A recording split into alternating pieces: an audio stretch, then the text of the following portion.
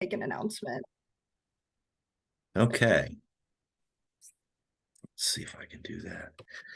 So I'm hoping to share the screens here. And I don't know, I'm not looking at the chat right now. Let me see if there's anything going on. Okay. This is just an informational thing there. That's good. Okay. All right. So I'm happy to answer questions as we go along. But on my screen, I can only see a small select number of you. So I think it's Danielle is going to be able to help me find if someone has a question. I'm Clara, actually. Sorry. I You're work with Clara? Danielle. Yeah, I Okay. apologize. Sorry.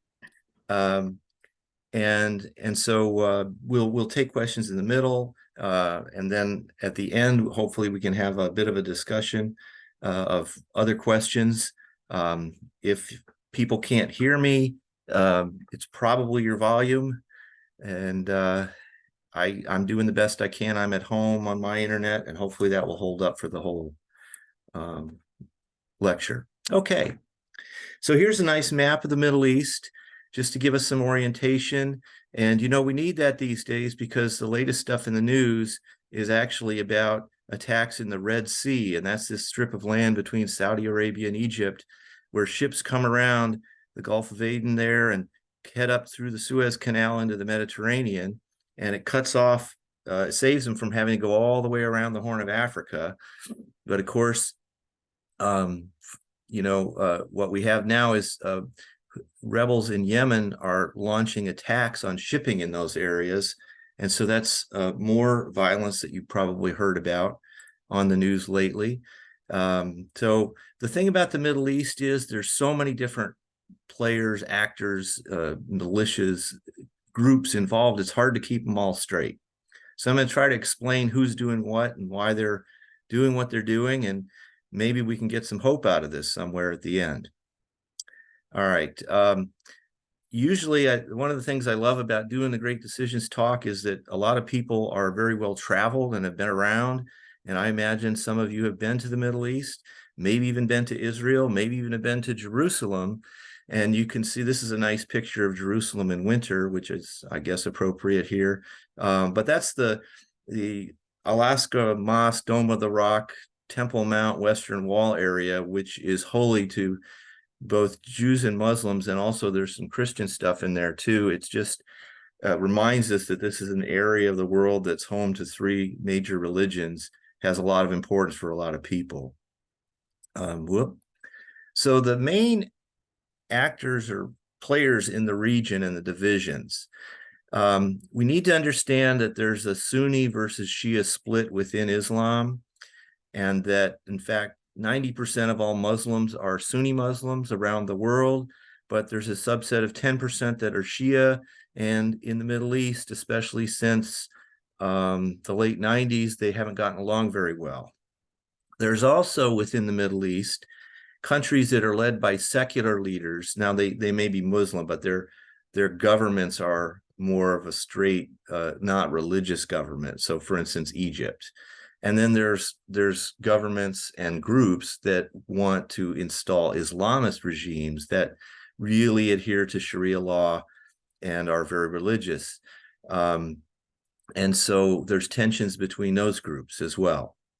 The main countries that we want to look at in the Middle East are, of course, Israel, which is the strongest militarily overall, but then Saudi Arabia versus Iran.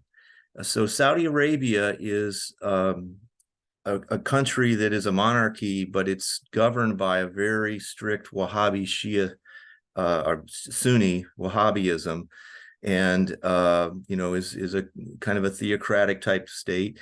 Iran is a big, powerful country, also with oil, but they are Shiites. They're also Persian, not Arab. And the Saudis and the Iranians have kind of a Cold War type situation going on. It's almost like the US and Soviet Union in the Cold War. So those are that's an important division. And you can see that in the conflicts that we'll talk about, a lot of the division goes along who supports, who's Iran's side and who is the Saudi or the Sunni side. The three militias we hear the most about in the news since October 7th, of course, is Hamas, which is the group in Gaza, which started the war on October 7th with, atrocities and crimes against humanity against the Israelis. There's also a militia in southern Lebanon called Hezbollah. And if you've been around, you've heard that term a long time. They've been around since the early 1980s. And they're actually a Shia group in southern Lebanon that opposes Israel. And then you have the Houthis. So they all begin with H here. That's really kind of a coincidence. The Houthi rebels in what we would say is sort of the northwest side of Yemen. They are Shia. All three of those groups are supported by Iran. Iran also supports some militias in Iraq and other places, but those three H's are the three main ones. Excuse me. Also in the region, and which came into the news surprisingly in the last couple of weeks, the Islamic State, which we would remember from their rise to prominence in around 2013, 2014. And then Al-Qaeda, which of course is the group that was behind 9/11 and done lots of other things. Those are both Sunni groups, so they don't like Iran. And they play a role in what's going on here. Well, I'll get to the details in a moment. Let's see if we can move on here. So what have we got going on currently? We've got this war between Israel and Hamas. Hamas is a faction of the Palestinians, but it is not the main faction, really. The main one is called Fatah, and is the Fatah group is the one that rules in the West Bank. Hamas rules in Gaza. Then we have fighting between Israel and Hezbollah on the southern Lebanese, northern Israeli border. There's regular rocket attacks going every day back and forth at much lower levels than we see in Gaza, but the Israelis and Lebanese have evacuated villages on both sides, so that's an active conflict zone. And then the Houthi rebels are really fighting in Yemen for control of Yemen, or at least control of their section of Yemen. But they decided in solidarity with the Palestinian cause to start shooting at shipping in the Red Sea the last few weeks. That has prompted the US and British and a coalition of like 20 other countries to, launch retaliatory strikes on the Houthis in the last couple of weeks or so because they keep attacking commercial shipping. And so the US is promoting a long-term interest that they have in freedom of the seas. And unfortunately, those bombardments have not stopped completely yet. Then we have Iran and the Islamic State. And so about a month ago, there was a big terrorist attack in Tehran, in Iran, by the Islamic State that killed 100 people. And Iran's very upset about this. And so that's part of why Iran attacked militias in rebel-held areas of Syria and in Iraq over the last week or so. And then I think this week as well, there's another issue between Iran and Pakistan. And there's the province in southeast Iran and I guess northwest Pakistan called Baluchistan. And the Baluch people are, ethnically different and religiously different than the Iranians, and have had elements of the Baluch people have been fighting for independence or separation for a long time. They are on both sides of the border with Pakistan, and Iran was upset at, the Pakistanis for not reining in the ones on the Pakistani side, so they attacked Pakistan, responded. So you hear about all this violence and you get kind of worried, but they're all separate and they all have their own reasons. Let me show you this map. Whoops, if we can see it. It is a depiction of the Sunni and Shia Muslims in the Middle East by population. And what you can see here is the darker green areas are where there's higher concentrations of Shiites in the region. And so Iran is the place that has the greatest population. Also in Iraq, especially the southern part, you see some, and in Syria, although there it's the Alawites, which is a variation of Shiism, but there's Shia there. And so Iraq and Syria have been aligned for a long time, partly based on that commonality. You can't see it so well here, but southern Lebanon, yes, Hezbollah, those are Shia. And then, of course, in Yemen, that dark green spot there, that's where the Houthi rebels are, right? So the three groups that I mentioned make up this thing that Iran has been calling the axis of resistance. And so the way that Iran has been fighting its kind of Cold War with Saudi Arabia is to support these militias around the region. And there's more than I mentioned here, especially when we go into Iraq. There's, dozens really. And the idea for Iran is that if they want to use military force against some other country, they often use these militias to do it rather than the Iranian military itself, because that way it's less provocative, it's less likely to start up a full-scale war with Iran, okay? On the map, what's interesting about Iran's militias is the locations of these, the Lebanon and in Iraq and then in Syria, these are all areas of Sunni population concentrations. Baluchistan is this last one here between Pakistan and Iran. And you can see there, that's interesting, the Baluch people are not Shia. And so that's a problem. That's part of why they want to separate from Iran. Okay. So who supports and opposes Iran? Well, Iran's main allies are Syria and to some extent Iraq. And then Russia has gotten very close to Iran, especially since, I guess, almost 2 years now, the start of the war in Ukraine. Iran has sold Russia military equipment that Russia uses in the war in Ukraine. Russia has decided to make common cause with as many rogue dictatorships in the world as they can in their quest to maintain their power and relevance in the world. So before this reading was composed for the Great Decisions thing, there was a lot of fear about rising Russian influence in the Middle East because of the massive response to October 7th by the United States and Europe and other countries in the West, and Russia's relatively muted response. That fear is not as great right now. I think what most people are worried about is this war going to escalate and get out of hand? Iran is it's a big, powerful country, but it's got a lot of enemies, and it's surrounded by enemies, and it feels very isolated. And, a lot of people thought, well, if the war spreads from Israel and Hamas into the region and Iran gets involved, we could be seeing a wider regional war in the Middle East, and that could be very frightening for a lot of reasons. And my comment here is that, is Iran actually seeking that wider war? No. I think Iran is a very insecure, theocratic government. It faces a lot of internal dissent, mainly from in major nonviolent movements, which we've seen in the news regarding the issue of the morality police and the headscarves.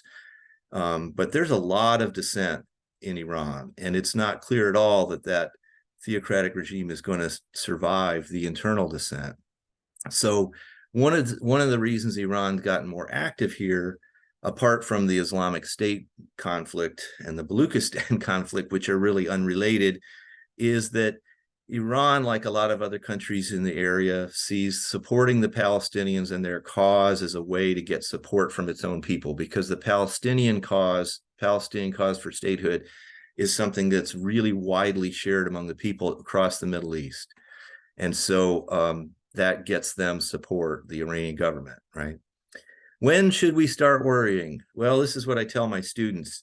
When the easiest way to know if a war is going to get out of hand soon is to look at gas prices. You have to look for a while, because those of you might remember after October 7th, yes, gas prices did go up for a little bit, but they came back down when it became clear that the war wasn't going to be spreading and getting out of hand. So I would say this, if we see gas prices hit 450 and stay there for a while, that means that the global marketplace for oil is worried that the war is getting out of hand and it is going to affect supplies and demand and things like that and become a global issue. Okay. And again, if you have questions, raise your hand somehow, and Claire will help me out. All right, I'd like to shift to the Gaza war now. This is a map that's kind of a spotlight of part of Israel. You can see the West Bank here in near Jerusalem, and then the Gaza Strip down at the very bottom, which is, it's very small. It's, well, let's see if I got this on the next slide. No, well, it's about twice the size of Washington, D.C. It's about 25 miles long by 5 miles wide, generally. It's a very small area of land, and it has been faced with massive bombing since October 7th. What we've seen in the Gaza war is a repeat of a cycle of violence that we've seen in Israel and the Middle East for decades. And again, I've always loved talking to this audience because you guys, like me, will remember as far back as the early 70s or maybe late 60s, and it should seem a little familiar. So what is the cycle? First, Palestinian groups use violence and terrorism or other, provocative acts to get the Israelis to respond. This draws attention to their grievances and keeps the Palestinian issue on the international agenda. Before October 7th, there was a fear among, especially the Hamas side, that there was countries like the Saudis were talking about normalizing relations with Israel, that somehow maybe the rest of the Arab world was leaving the Palestinian issue behind. That's one of the reasons why we saw this terrorist attack by Hamas. So first, the Palestinian groups use violence. Israel often in the past has responded a little bit more proportionally at first, but the Palestinian and other militants keep provoking, violence escalates, and eventually Israel will overreact and try to get rid of the problem militarily. And the overreaction is in the eyes of the Arab public, not the Israeli public, okay? So then what happens is the media attention shifts from the Palestinian violence that started the conflict to the Israeli violence that's going on at the time. And that's what we're seeing in Gaza, because since October 7th, all the people in the West have heard is Israelis attacking Gazans and the humanitarian crisis and the fact that there's 30,000 dead there, 2/3 of whom are probably women and children. And that's something that's very disturbing to a lot of folks. So we're not hearing the reminder that, oh yes, but then on October 7th, 1,200 Israelis were massacred by Hamas terrorists. Anyway, at that point, international pressure starts to build on Israel to agree to a ceasefire, a pause, a de-escalation, to keep the violence from getting out of hand, to keep a greater regional war from going on, to keep oil prices stable, all kinds of reasons, right? And eventually, that pause or ceasefire usually happens. And then there's a pause, and sometimes we actually, over the course of the next couple of years, will see some movement toward peace negotiations or a peace deal. As that deal gets closer, extremists on both sides have used violence to end those talks or deals and keep them from coming into place. So that's the cycle that we're in. And I give you some more examples as we go through, but it's something that's happened a lot. So let's see. First, I'll explain why it is that terrorists use this tactic, because a lot of people think beyond it being immoral, it seems to be very ineffective. So what the Hamas terrorists were doing is called the strategy of provocation. You try to provoke a response that benefits your side. So the terrorist groups are usually smaller and weaker than the governments that they're fighting. And they want to recruit more fighters, more supporters, more money. They need support of civilian populations. They might want support from other states, right? So Hamas has been getting some of this. I can tell you who their supporters are in addition to Iran, but they wanted to change the dynamic and create a benefit to Hamas. So when they attacked the way they did on October 7th, what do you think Hamas wanted Israel to do?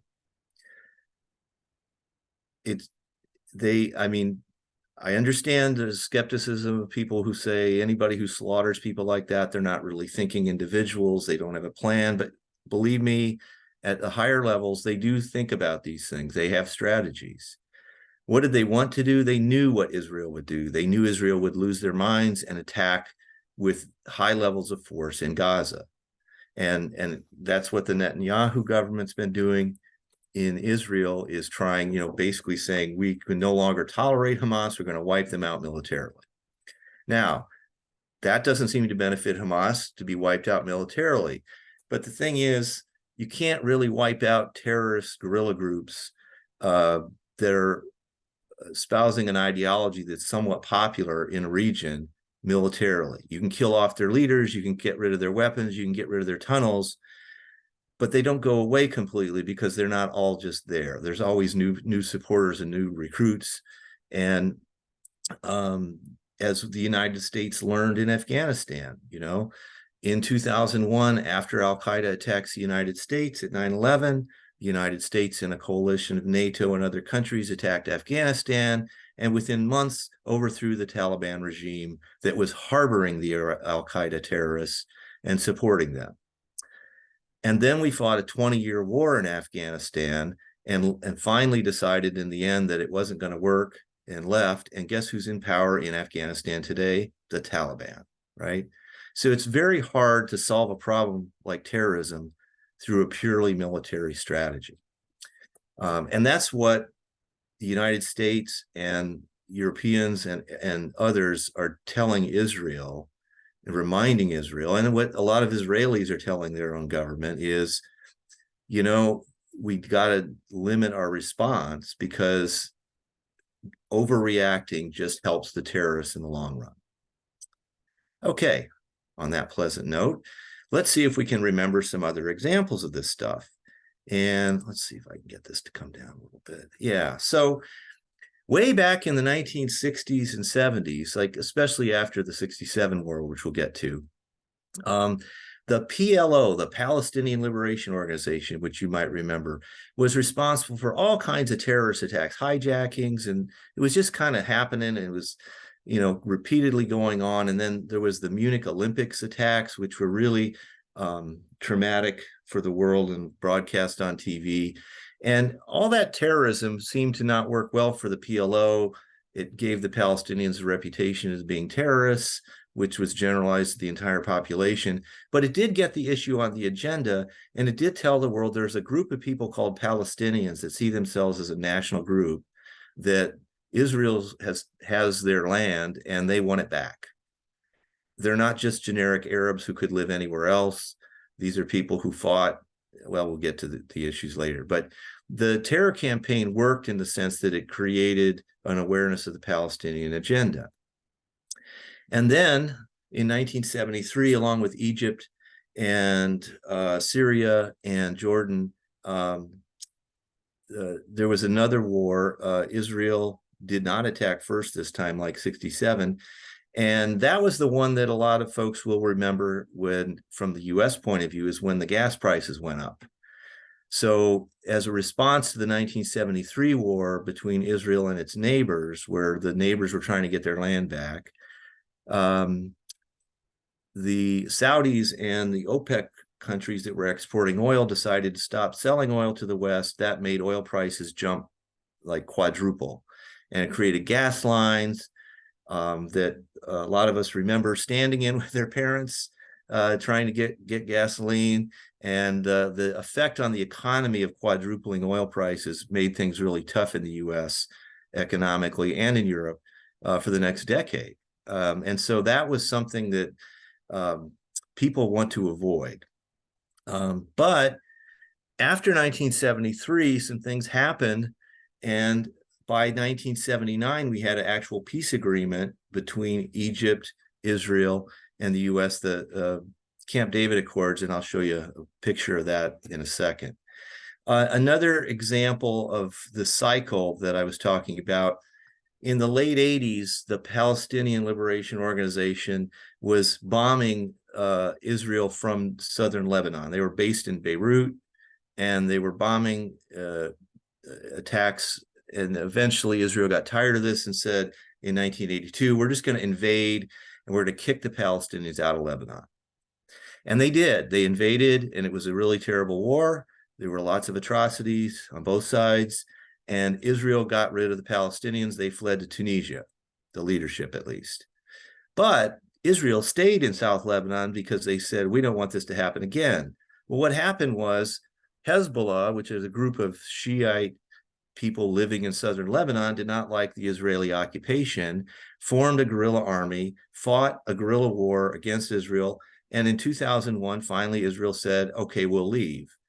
And so Hezbollah has this great victory that says, if we just hold out for 20 years, we can get the Israelis to leave.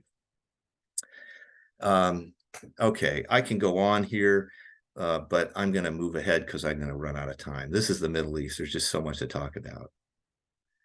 All right, so let's talk maybe more broadly about the Israeli-Palestinian conflict as a whole. I'm going to dispel some myths. First of all, there's a lot of times when I talk about this, we'll get into debates about, well, who are the Israelis and who are the Palestinians and whose land is it? Who was really there first? They've both been there for centuries, if not millennia. And really, it doesn't matter.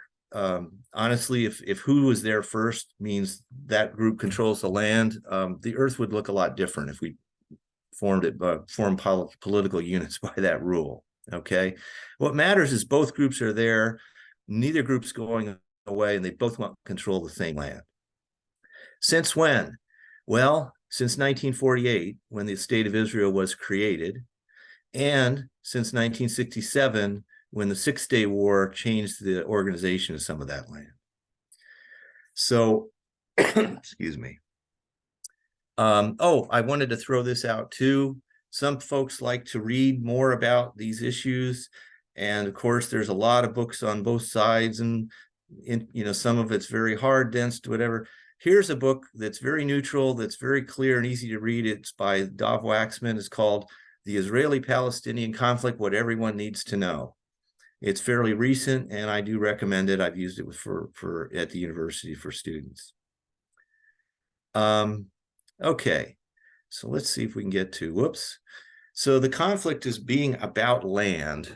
Let me explain a bit about the land here.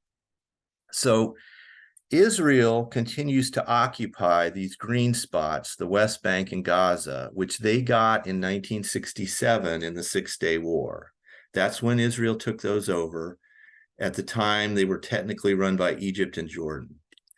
Okay, but these are areas that are largely populated by Palestinians. Israel continues to occupy these lands. They have not annexed them formally into Israel proper.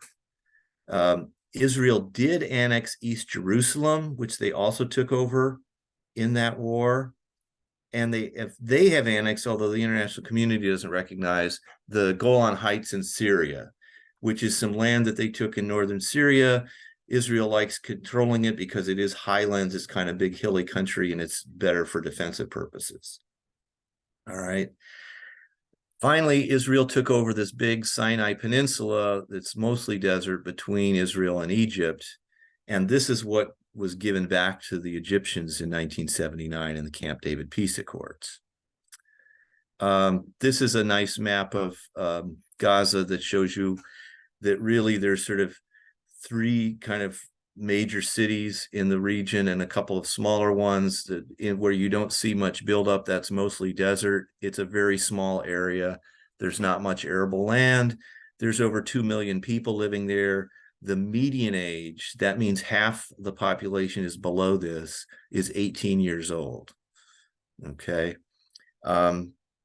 Let's get to Gaza.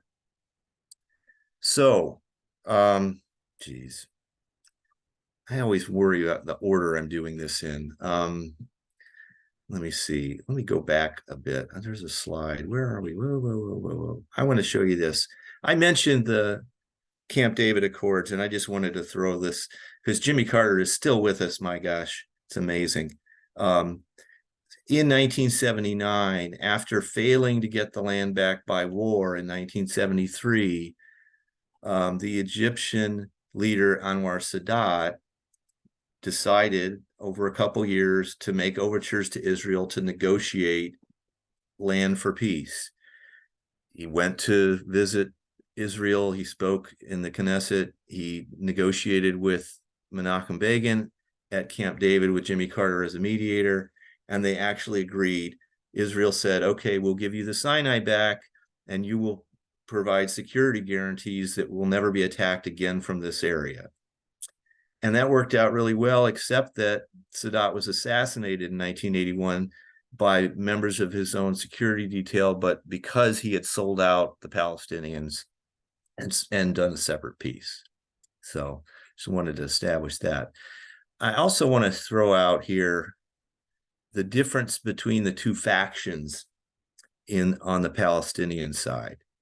So you might remember this guy, Yasser Arafat, who was the face of the movement from the 1960s till he died in 2004. And the Palestinians, and at the time he led something called the Palestinian Liberation Organization. That was a movement that has the acronym nickname called Fatah, the Fatah faction of the Palestinians, right? And they were the dominant one all the way through 2004 when Arafat died. But after that, and as a result of the first Intifada, there was another group that had come around called Hamas. And so Hamas is a different faction. The Fatah faction, while they used terrorism through the 1970s and into the 80s and renounced terrorism in 1988 and recognized Israel's right to exist in peace and security, they accept Resolution 242, which is the UN resolution that calls for this conflict to be settled by exchanging land for peace. It's not that there aren't affiliated militias. There's the Al-Aqsa Martyrs Brigade and stuff, but generally Fatah is not a violent organization anymore. Hamas, though, is. So let's explain where Hamas came from. Sorry, I'm going to go back to my thing here. Whoa. We're not going to hit all of these slides. There's just not time. Okay. So what happened was, as a result of Fatah's willingness to renounce violence, and after the Persian Gulf War, a peace deal was worked out with the help of the Norwegians, and it was called the Oslo Peace Deal. And the Oslo Peace Deal, as I'll get to in a minute, tried to give the Palestinians a roadmap by which they could eventually become a state. And part of that roadmap was, I think now I have to go back and show you a slide. Sorry. We'll get to the Oslo slide here real quick. Part of the deal was, okay, we can't just create a state, but most Palestinians live in the West Bank and Gaza. So here's what we'll do. We'll give the Palestinians control of 6 or 7 little towns that are in the dark green here. And then again, this is 1993, okay? And what we'll do is we'll create this governing body called the Palestinian Authority. That was a nice neutral sounding thing. And we're going to basically tell the Palestinians under Arafat, hey, you guys are going to be the local government here. You're going to pick up the trash and fix the roads and run the schools and do the policing. And in fact, you know, if people are committing terrorist acts against Israelis, you're going to have to arrest them and take care of that. And if you do that, why, Area A, the little cities that you get, well, eventually we will start giving you control of the Palestinian villages in brown between that. And then eventually we'll negotiate on Area C, all the rest of it.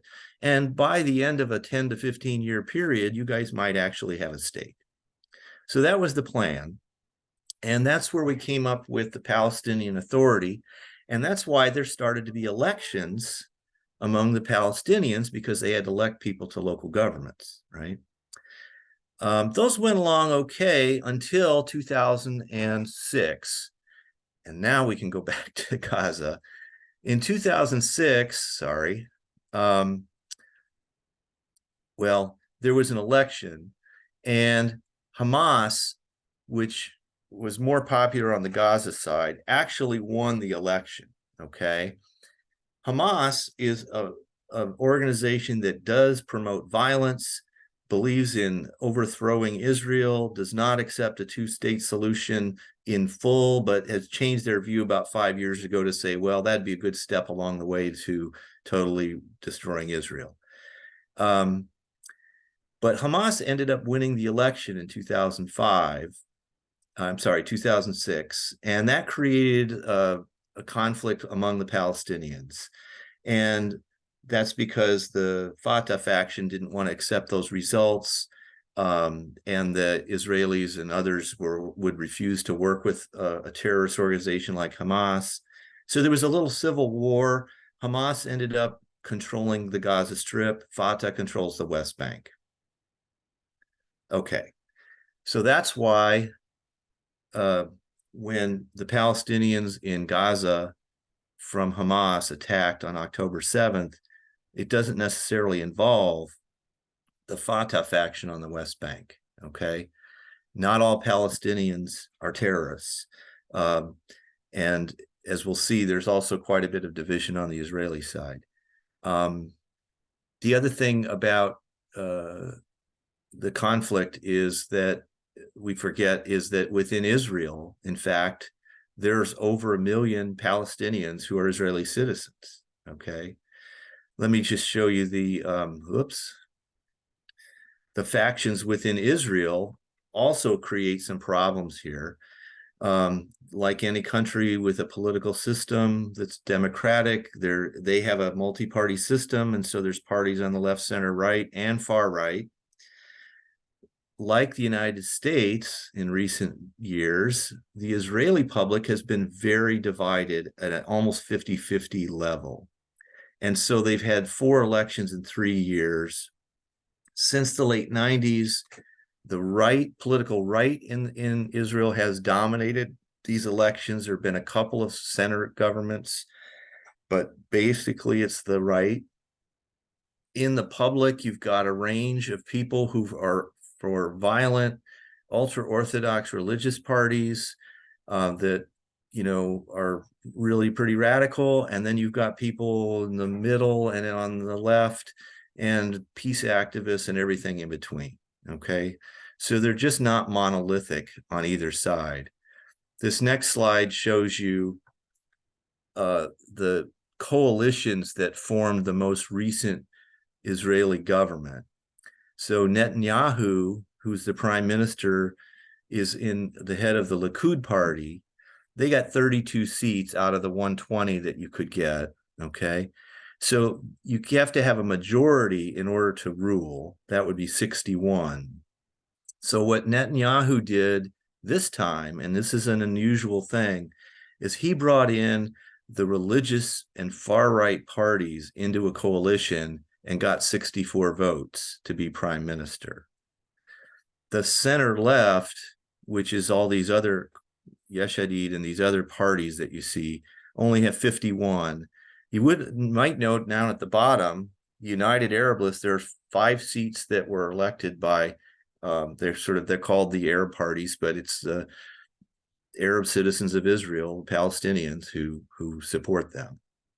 Anyway, that's the politics in Israel right now. And you can see the problem in negotiating peace here is the Israelis are divided and the Palestinians are divided, right? So it's very hard to get agreements on the future when you have such divisions. And divisions between very violent factions and not violent factions, just very hard to deal with. Okay, moving right along here. Let's see. So the Oslo peace process that started back in the 90s gave a lot of people hope that in the coming decades, there would be a two-state solution that would evolve where both Israelis and Palestinians would have territory, could live in peace side by side, and this conflict would not become such a big deal all the time. Unfortunately, 2 years after the peace deal was signed, this time Israeli Prime Minister Yitzhak Rabin was assassinated.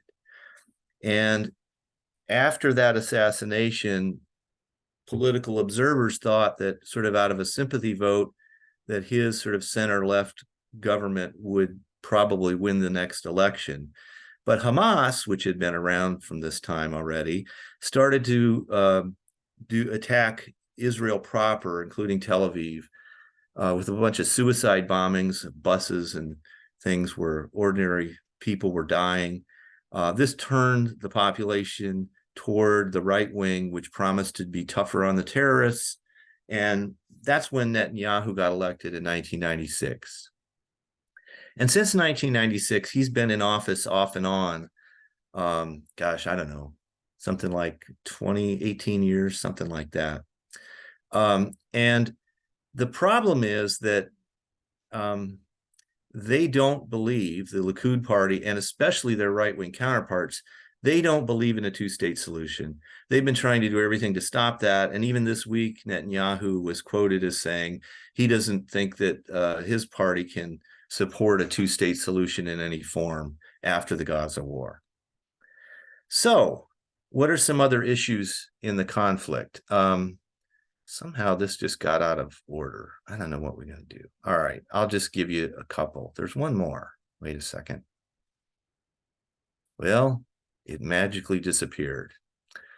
Okay, so the other issue that is a problem in the region is refugees.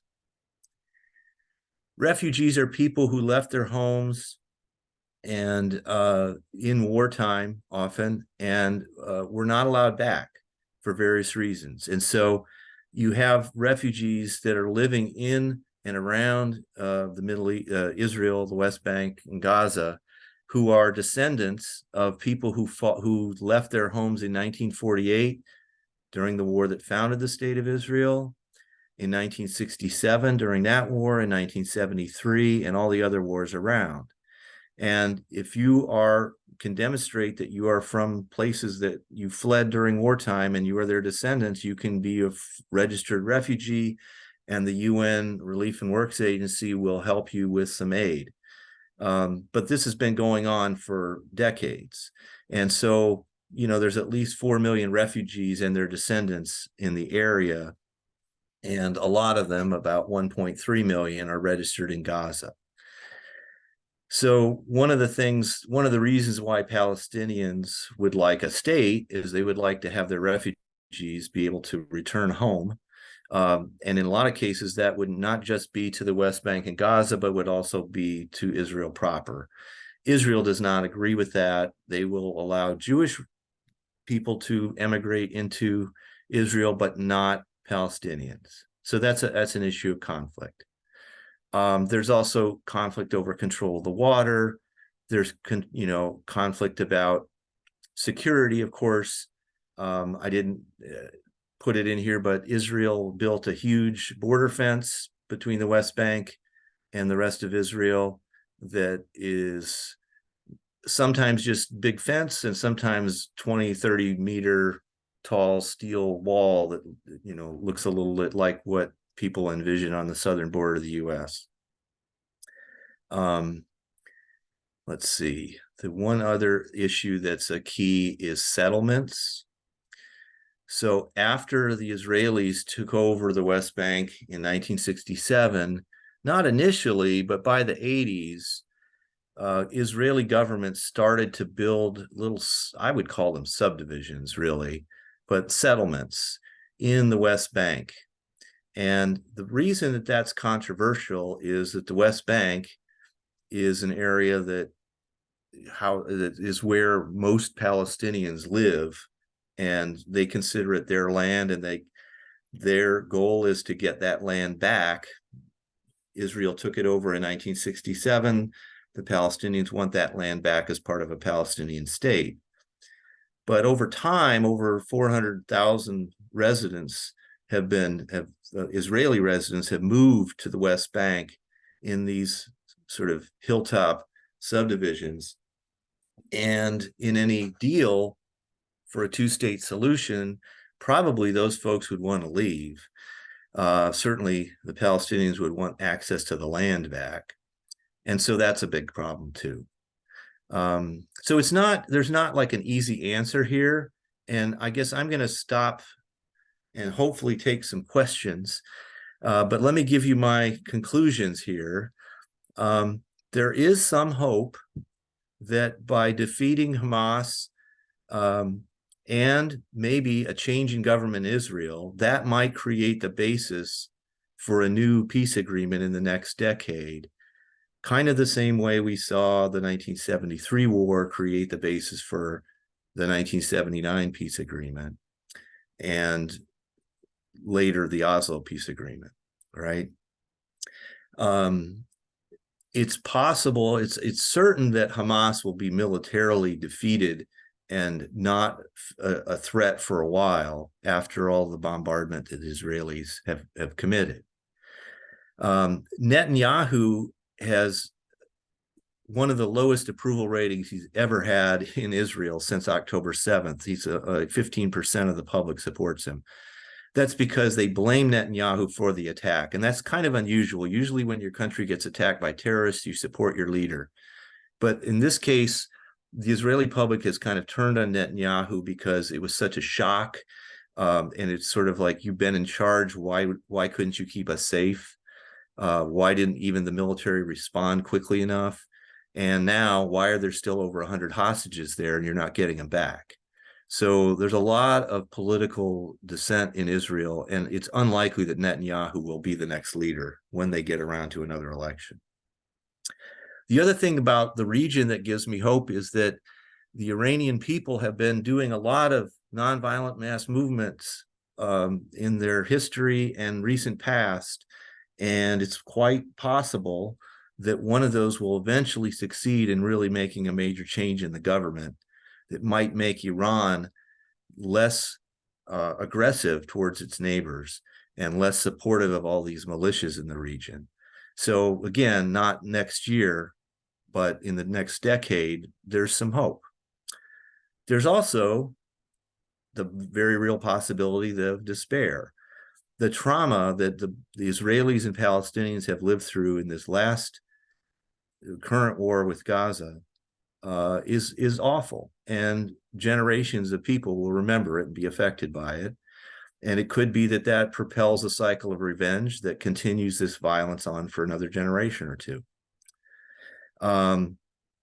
Also, it could be that world politics shifts and that countries like Iran and Russia become strengthened because more authoritarian leaders in other parts of the world start supporting them. And we see a world that is less peaceful and more violent over time. We have some choices about what we can, who we support in our own countries. But I think that's our two sides. Is that things could get better in the next decade, or they could get a lot worse. And it'll be based on who our leaders are and what kind of choices they make. So I'm going to stop there and see that, wow, we actually have a pretty good group here today. I thank you all for coming out, at least to your computer. And if anyone would like to raise questions, I'd be happy to answer them and have a discussion.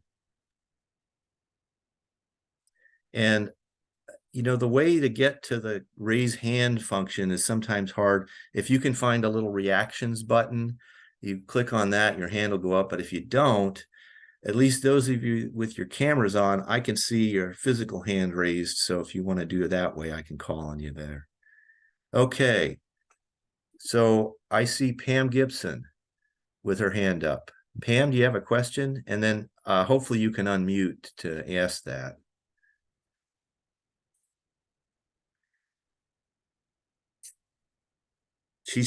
Pam, you're muted, so you have to turn, I don't know how to unmute, and maybe. How about that? Is that better? There you go. Okay. All right. The Yemeni attack, who is their funding? Who's funding them? What are their strengths? I don't know anything about Yemen or their military. So the Yemen group is called the Houthis. They're a rebel group. They've been fighting the government that the Saudis have backed. The Saudis were at war with the Houthis for the last 10 years. They kind of have been giving up on that in the last year or two. The Houthis are Shiites. They get some financial and weapon support from Iran. So we always looked at this war between the Saudis and the Houthis as really a proxy war between the Saudis and the Iranians. But the Houthis are ethnically and at least religiously different than other Yemenis, and they seem to want to have maybe break the country back into north and south again. The Houthis also would really like to get control of some areas that have oil in Yemen, which they don't control right now. And why are they shooting at Israel? Because they say they want to promote solidarity with the Palestinian cause, because everybody likes the Palestinians, and that's going to give the Houthis more support. There has to be some economic factor in there too. The Houthis, I don't know what their funding structure is. I don't know what their command structure is. Is there any more information available on that? I don't know the names of their leaders and commanders. Their economic motive seems to be that within Yemen, they need to get more popular support so they can take over some of the areas in the south that have oil. Right now, the government of Yemen controls all the oil producing areas, and the Houthis don't. So they would, that's what they want within their own country. Okay, thank you. That makes it clearer. Paul Herringshaw, thanks for coming out today. Good morning, Mark. The question is I've read several articles that said that Hamas attack on Israel, that Hamas knew exactly what was going to happen, which you alluded to in your presentation. Is it possible they overestimated or underestimated the attack to the extent that in a way it will probably do them in, it may do Israel in too, but it may do them in as well? That's a really good point. Initially, what I was reading was that Hamas did not expect their attack to be as, in their view, successful as it was. They'd been planning it for over a year. They, rammed through the barrier because, Gaza has been blockaded since 2007, and they sent people into nearby Israeli villages to massacre them. But they thought the Israeli army would probably react much more quickly, and that they did not expect, as another thing, they did not expect to take as many hostages. They had started out with like well over 200. There was a pause and some negotiated releases. It's down to about 100. So yeah, I think that there was a bit of surprise on the Hamas side too. But honestly, even if they had only killed half as many Israelis as they did, the shock of that kind of massacre was going to produce a massive reaction by the Israelis. What I think is surprising, honestly, is that at this point, I don't know why Hamas doesn't just surrender, because they've really achieved what they wanted to do. There's all this world pressure on Israel to stop. If Hamas decided to stop shooting back, that would even increase the pressure. And then Hamas would save what little of their weapons and fighters are still around.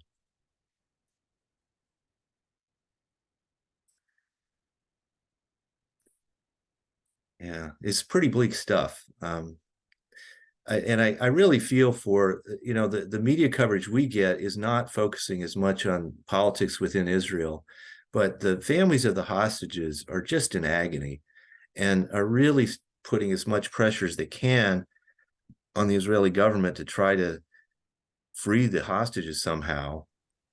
And, this is controversial. in the initial exchanges, it was something like 30-1, like the Israelis released 30 Palestinian prisoners for every one hostage that was released. So I don't know that that ratio will stick, but it's not a cost-free thing for the Israelis to just do prisoner exchanges here. But that would be another good reason for a ceasefire, even a temporary one, to kind of change the dynamic. You cannot see me. This is Joanne Coakley. Hi, Joanne. Hi. In the past, as you mentioned, Israelis exchanged prisoners, and it was always many Palestinians for one Israeli. And I think that was a big mistake. And it's not surprising that Hamas came in and took that many hostages, because history tells them, hey, this is a great thing. We get a lot of prisoners, and that's the difference. The hostages are innocent people, whereas the Palestinians that are getting exchanged are actually criminals, right? Well, they're in Israeli jails. From the Palestinian point of view, they view many of those as political prisoners.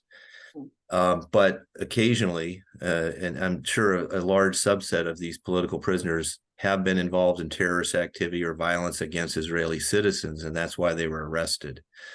But as these kind of conflicts go, and I don't know if people are familiar with the British and Northern Ireland, there's often a lot of people that get thrown in jail who are not really part of violent groups that maybe even were doing nonviolent protests. But at any rate, you're right. The Hamas group has realized, hey, let's take some hostages, because then we can get a lot of our fighters out of prison. Right. Another question is, a lot of people seem to think that the U.S. has a lot of sway on Netanyahu. I personally don't believe that that's true. That's a great question. How much influence does the United States have over Netanyahu? So politically, I mean, this is where Joe Biden has been around. He knows all the people involved in this in all the countries. And he's known Netanyahu for decades. And Biden understands that Netanyahu's political future has been to oppose, like the past, to oppose a two-state solution. And so I think he made a calculation that if the U.S. shows Israel that it has its back, that it's this most faithful ally, that will give Biden more influence in trying to pull Israel back at this point than if Biden had been really critical of Netanyahu the whole time. So what's going on right now is, behind the scenes on phone calls and things, people from the U.S. side are screaming at Netanyahu and his allies, his political allies, you're making the same mistakes that we made in Afghanistan and Iraq. You're giving the Hamas a huge victory over time. You need to stop. They're not saying that publicly because they don't want to embarrass the government or whatever, but they're trying to get them to pull back. And I don't know that it will be effective, because honestly, Netanyahu's, if he decided, like he came out this week and said, I'm against a two-state solution. That's because his coalition partners are really against a two-state solution. And if he started to say, well, maybe after this war, we have to start thinking about a two-state solution, he might lose coalition members and then be out of office just right away from that. So his political future is tied to keeping the war going, avoiding another election, and not talking about two-state solution. But in the end, he's going to go. I don't see how he survives politically because again, people blame him for the attack, that he was somehow neglectful. Paul, do you have your hand up there again? Yeah, I did. You're raising a point that I guess I have been concerned about even within the Russian-Ukraine situation. You get a leader who has nothing to lose. His back is against the wall. And does that create a problem where they might do something that under normal circumstances people might not do in these, becomes more irrational, I guess is the better way to put it? Yes, I think you're right. Except the difference between Putin and Netanyahu is that Netanyahu's in an actual democratic system. You're right.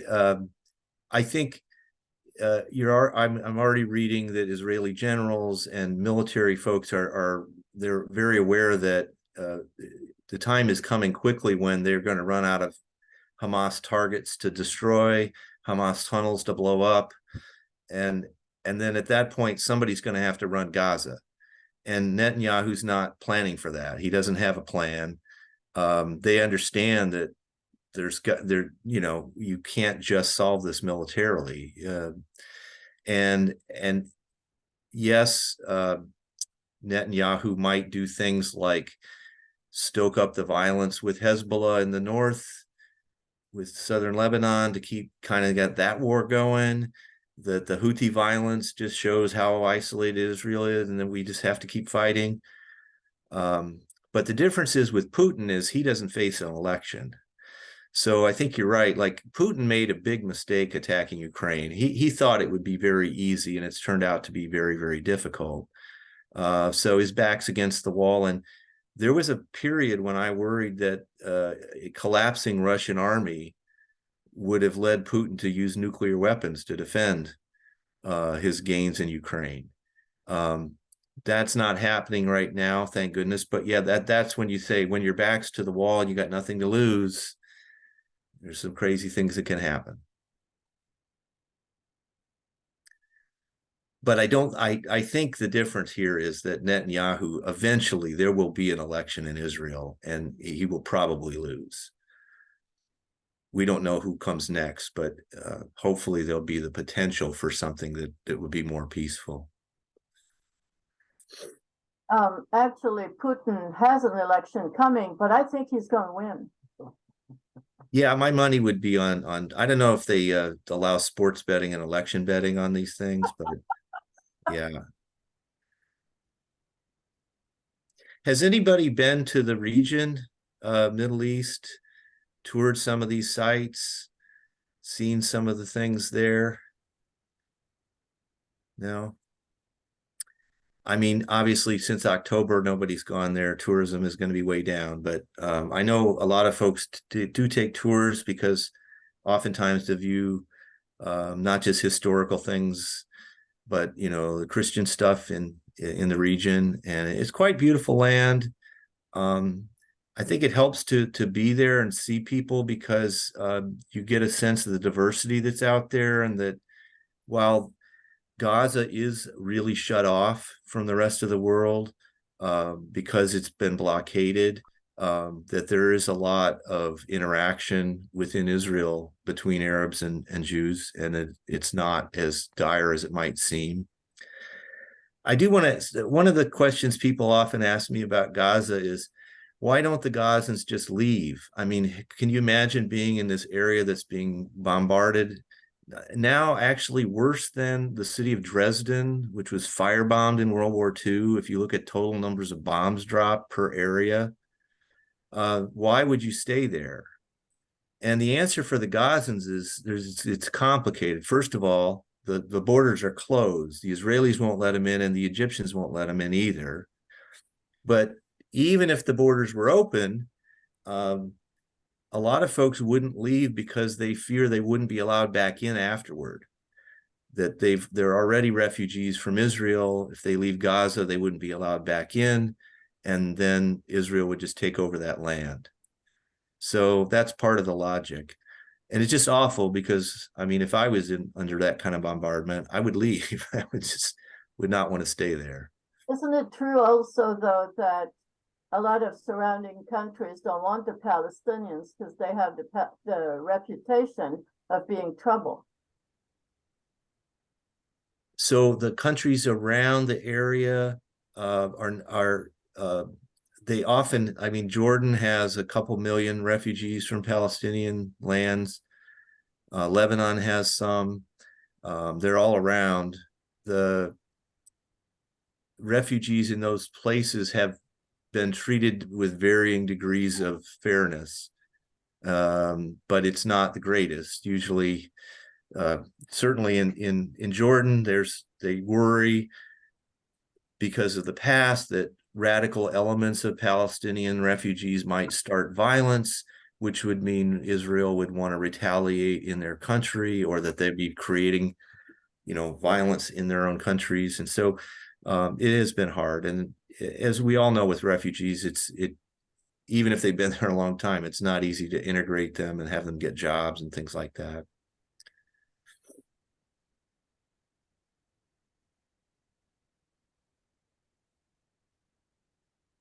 There was a few comments in the chat. I don't know if you saw Oh, those. okay. Let me pull the chat up. Thanks. Yep.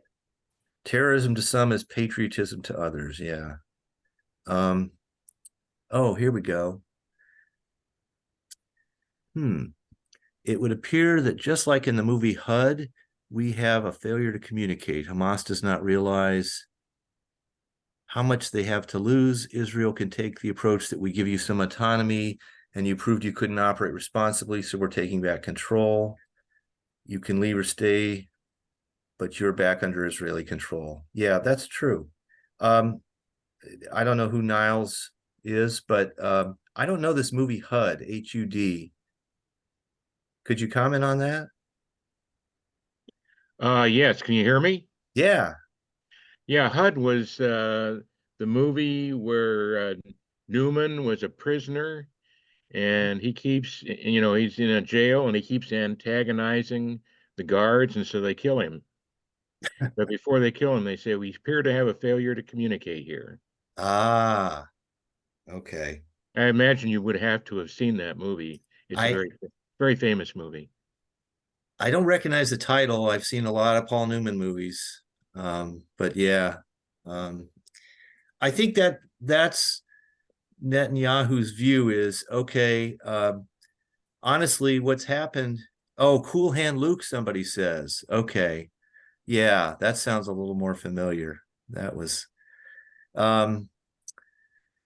so this is another reason why people don't like Netanyahu, is that he actually, for the last decade, has allowed Hamas to get funding from the Qatar government. That's Qatar, right? And basically kind of turn the other way as Hamas got enough money to then, and they build their own rockets. But the cynical view on this is that Netanyahu always wants Hamas to be weak, but not too weak, because that way he has an excuse and he can say, hey, we have no partner for peace because there's this Hamas terrorist group running Gaza, right? And so that there, in a sense, that he and Gaza were allies, and he allowed Hamas to be stronger than it needed to be. And then now look what happened. Now they attacked. So that's another reason people don't like him. I just saw a chat from someone that talked about the 1983 barracks bombing. And I really appreciate it. It's Pam Gibson. Yeah, that shut down opportunities to tour for sure. If folks don't remember that, there was, as part of the 1982 war, when Israel went into Lebanon to get rid of the PLO, as that war was trying to wind down and there was pressure for ceasefire, the United Nations asked countries to put in some peacekeeping forces in southern Lebanon, and the Reagan administration sent some Marines as part of that group. And I guess on a Sunday morning, the Lebanese group Hezbollah drove a truck bomb into Marine barracks and killed 243 Marines. So that was a big thing that happened in the 1980s. And after that, the Reagan administration pulled the troops out and left the area. But you're right, when that sort of thing was happening, and that's, even though it was in Lebanon, it just, tourism drops. You can't go and see those things. But, what's interesting is, as bad as it was in the early 80s there, within a decade, we had the Oslo Peace Agreement. And so I try, usually when I do these presentations, people end up leaving very depressed, like it's hopeless, it's really bad. But if we take a little longer view, sometimes out of the depths of these horrors, if we get the right group of leaders making good choices, we can get some progress. And I'm hopeful that that's going to happen, just because it just seems so obvious that neither side on this Israeli-Palestinian conflict can be secure until the other side feels secure. And neither side can militarily dominate the other so much that they can just keep running things the way they are. That's where Netanyahu's argument for the last 20 years has been, we'll just, make sure that Hamas is weak. Every time they send rockets from Gaza, we'll retaliate, and that will deter them from greater attacks. And it didn't work. And so, sometime there's going to have to address the underlying issue, which is that both groups want land. And we hope that in the end, you can get negotiations between groups that are not violent extremists, because really you can't negotiate a peace agreement with Hamas that wants just utter destruction. That's not going to work, right? But there is, I'm trying to remind people, this other faction of the Palestinians, which is much bigger, has a much longer, less violent history. And while it's got a lot of problems with corruption and other things, there are people out there who would want to have a peaceful solution, and it could happen. So, well, I think we're getting closer to our time. I don't know if there's a deadline on these things. Be more fun if we were in person. I can say that, and I'm hoping next week we are. I will say this, if you worry about the Iran-Pakistan thing, that worries me, because Pakistan has nuclear weapons, of course, but I think that's a regional issue with the Baloch people, and that probably Iran and Pakistan have decided that their little missile exchange is enough, that's proportionate, they'll stop. That's what I'm hearing, at least. Because one of the things we do study in international politics is that when wars break out, the neighboring countries of those where wars are breaking out often find themselves embroiled in violence and war as well, that wars tend to spread horizontally sometimes. And that's certainly been a fear in the Middle East. And like I said, if that would actually happen, and this would escalate more, the signal we would see first is probably the gas prices. So hopefully they'll stay reasonably where they're at. And, maybe by summer we'll have a ceasefire in Gaza. And after that, we'll just have to see where it goes. Wow. Well, the other good news is, I believe tomorrow morning will be the last morning that we have this crazy, crazy cold. And I heard it's going to be in the 40s and rain next week. So, I'm all for that. I really don't like winter, frigid temperatures here. And I do, though, appreciate the sunshine. And I appreciate this group so much that you came out, got up, and were able to struggle with the technology here and do Zoom. I believe next week it's Dr. Stefan Frisch. Do you have an announcement, a plug for next week there, Claire? Yeah, let me get this pulled up. So next week, Dr. Stefan Frisch, and I believe it's going to be the science across borders is the topic. And if you haven't read that one, I can tell you he's a colleague of mine in political science, and he's studying and writing a book on artificial intelligence, not how to make it, but how to regulate it. So he's very familiar with the struggles people are having with regulating all this new science and technology out there. And I think that'll be an interesting panel, and I hope you all come out for that. So thank you very much, and you all have a great rest of your weekend. and I'll see you in a couple of weeks. Thank you. I have a question for Clara.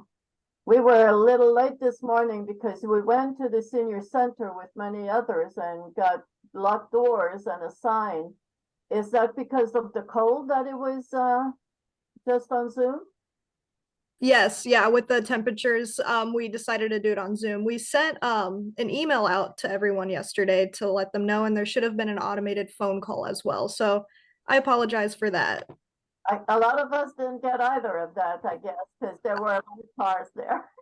Okay, yeah, I will work with Danielle and Kinsey and we'll figure out what happened there. Sorry about that. Okay.